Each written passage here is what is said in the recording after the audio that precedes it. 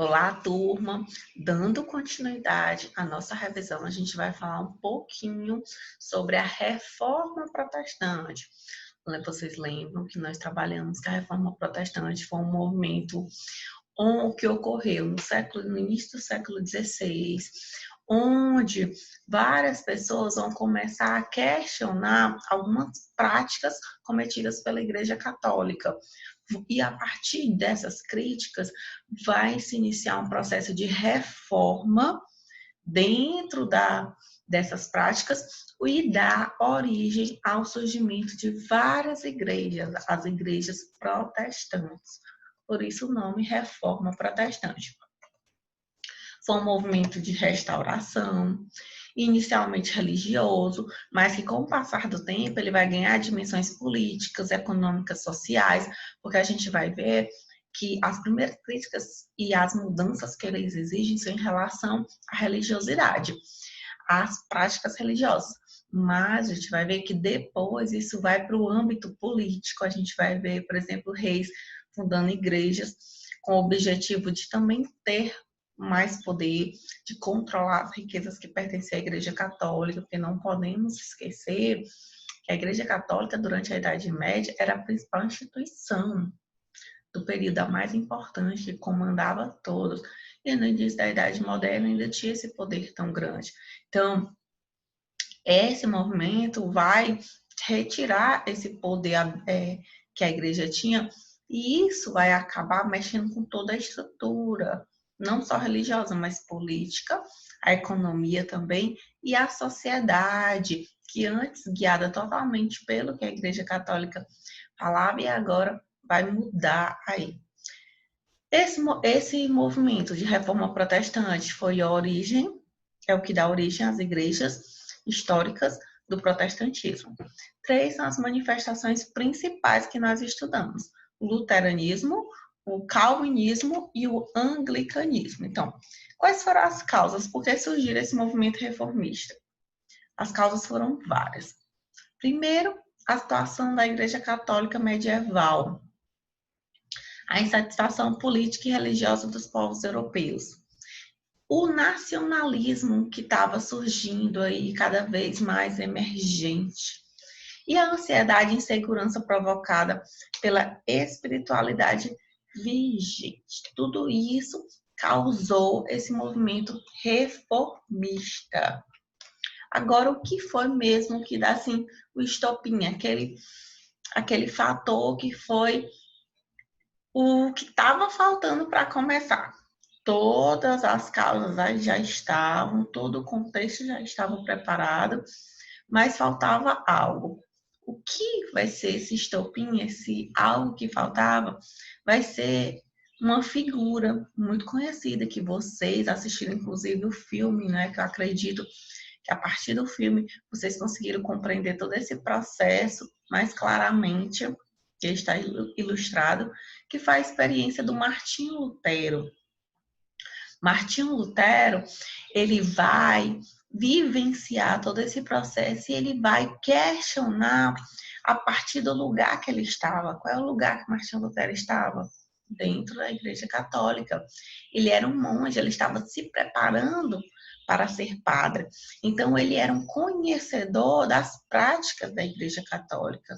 E ele, além de tudo isso, ele ainda era professor de teologia, o que fez com que ele tinha um conhecimento muito vasto, e isso fez com que ele questionasse as medidas que a Igreja Católica estava tomando, porque ele disse que essas medidas não estavam descritas na Bíblia.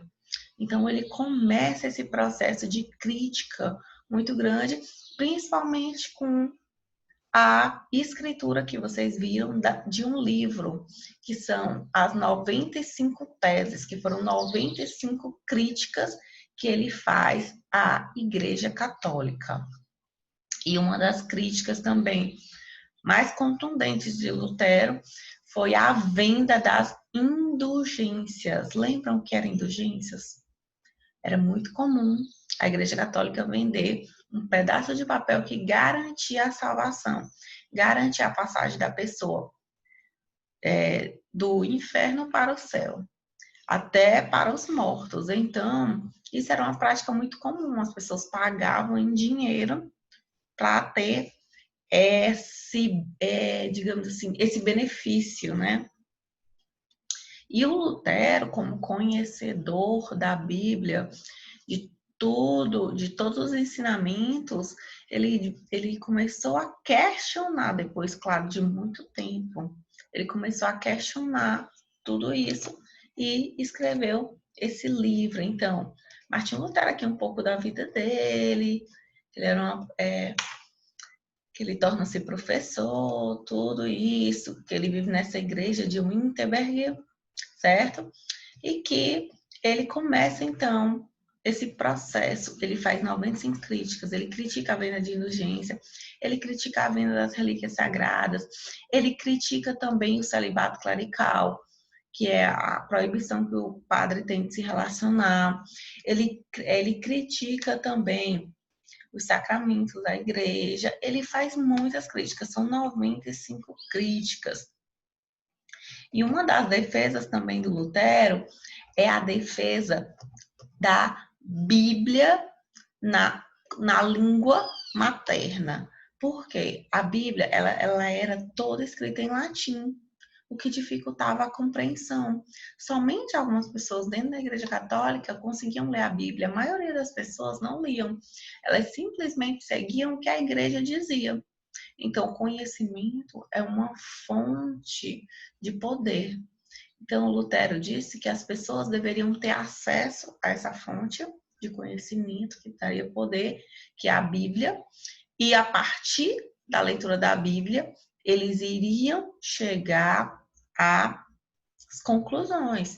Então, dos pontos principais também da doutrina criada por Lutero, a doutrina luterana, é a tradução da Bíblia. O que ele faz? Ele traduz a Bíblia para o alemão, que é a língua materna de onde ele vive, na Alemanha, né? Em Wittenberg. Aí aqui está as imagens aí da primeira Bíblia, traduzida por Martinho Lutero. Esse foi um passo muito importante no processo aí da doutrina luterana, da reforma protestante. As ideias do Lutero, elas não ficam só na Alemanha, elas se difundem por toda a Europa através da imprensa, que imprime as 95 teses, né? E leva esse conhecimento até outras pessoas. E acaba que o luteranismo, ele faz com que outras doutrinas surjam em outras partes do mundo, como o calvinismo, do João Calvino, que era um seguidor do Lutero, só que ele faz algumas modificações. É o considerado segundo movimento de reforma, surgiu na Suíça, liderado aí por Zwinglio e João Calvino. O calvinismo, ele ficou conhecido pela sua defesa à predestinação absoluta. João Calvino defendia que as pessoas já nascem predestinadas, ou à salvação ou à condenação. E então, um dos indícios dessa predestinação à salvação seria o trabalho, o que foi muito bom para a burguesia. Então, foi uma doutrina que atraiu muitos burgueses e colaborou, ajudou muito para o desenvolvimento do capitalismo. Então, vai ser uma doutrina que vão ter muitos burgueses.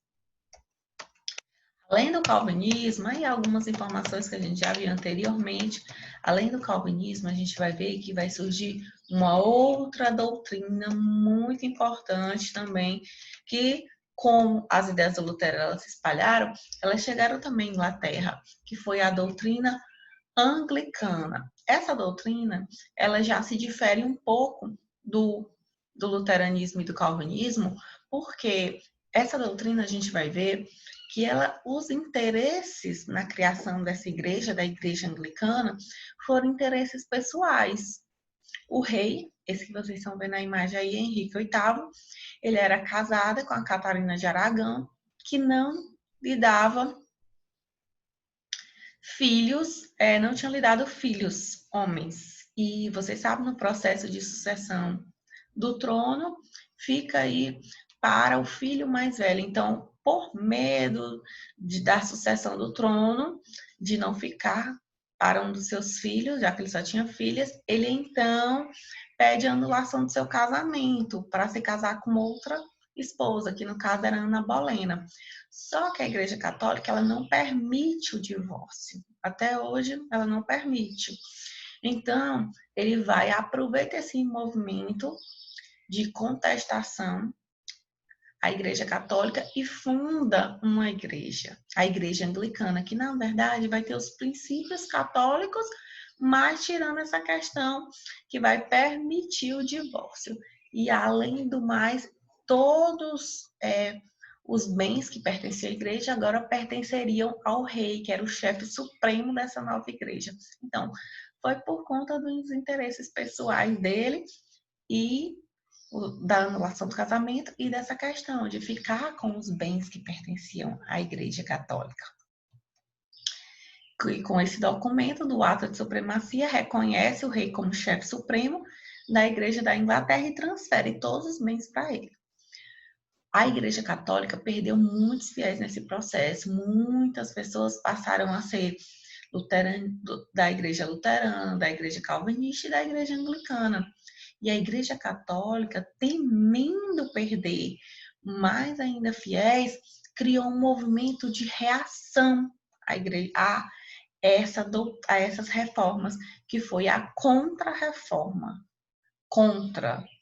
Para eles queriam parar, eles iam contra essa reforma protestante. Então, foi um movimento em que a igreja reage e eles se reúnem no Concílio de Trento para determinar o que a igreja ia fazer daqui para frente. Dentre o que a Igreja Católica decide está acabar com a venda de indulgência. A Igreja Católica acaba com a venda de indulgências.